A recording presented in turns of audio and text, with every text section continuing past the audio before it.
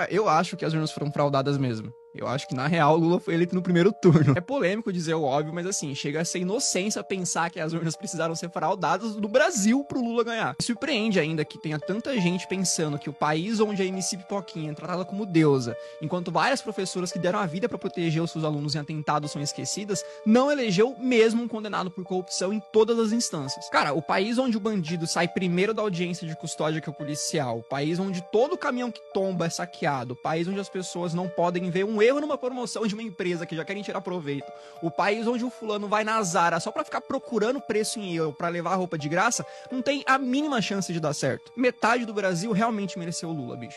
Lula é o pai dos pobres mesmo, mas é aquele pai que chega bêbado em casa, bate na mulher, xinga os filhos, gasta todas as economias de casa pra comprar pinga e quando é preso ainda chama a esposa de louca. O Brasil é a eterna mulher de malandro, né?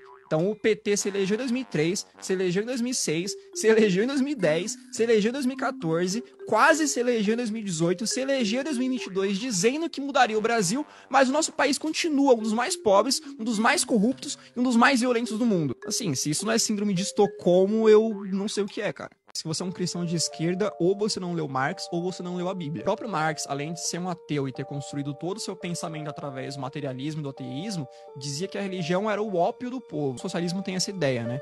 De que a religião, principalmente o cristianismo, é uma arma que a burguesia encontra para manipular a tal classe trabalhadora e fazê-la acreditar numa busca constante e idealizada pela felicidade, além de servir para manter os mais pobres obedientes. Essa é a tese dessa galera. Os preceitos de não matarás e não roubarás, que são muito caros para nós cristãos, não passam de conceitos deturpados de bondade para essa galera. Não à toa, por exemplo, o Lenin tinha vários ensinamentos de matar, de usar o terror como arma política, de usar o terror e a morte como arma revolucionária. Marx dizia abertamente que a família, um valor muito caro também importante para todos os cristãos presente na Bíblia, era uma instituição capitalista e opressora que deveria ser destruída. Todos os países onde a esquerda avançou, seja com governos progressistas ou de fato com revoluções, perseguiu de alguma forma católicos e evangélicos. Basta ver o que está acontecendo agora, infelizmente, na Nicarágua, onde um grupo de freiras brasileiras, por exemplo, foi expulso do país depois da milícia do Daniel Ortega, aliado do Lula, entrar invadindo e destruindo a igreja delas. Além de não fazer sentido ser cristão e socialista por causa da própria teoria marxista,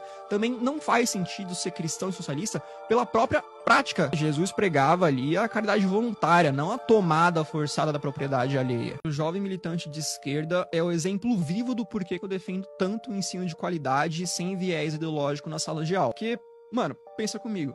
Se uma criança tem aula de português sem propaganda ideológica, ela cresce sabendo que ele já é um pronome neutro e que ele não passa de um delírio de militante carente por atenção. Se uma criança tem aula de educação financeira, ela cresce sabendo que dinheiro não dá em árvore e que só enriquece quem trabalha, administra bem o próprio dinheiro e que não vai ser nenhum político caridoso que vai tirar ela da lama. Só aí com essas duas coisas, o picanheiro da república vai perder uns 10 milhões de votos, pelo menos. Se uma criança tem aula de ciências e não uma cartilha ideológica, ela aprende que mesmo se você se mutilar e chilicar muito no Twitter, você vai continuar sendo um homem biológico ou uma mulher biológica, e que no final só existem dois gêneros, feminino e masculino. Se uma criança tem aula de matemática e não uma aula de afromatemática, sei lá o que é isso, ela vai saber que a economia não é um jogo de soma zero e que os bilionários não são os culpados pela miséria no mundo. Se uma criança tem uma aula de história de verdade e não um palanque ideológico no lugar da lousa, ela cresce sabendo, por exemplo, que países socialistas, todos eles terminaram da mesma forma, com genocídio, com fome, com ditadura e com morte. E se crescer homossexual, não vai usar a camisa do assassino de homossexuais Che Guevara.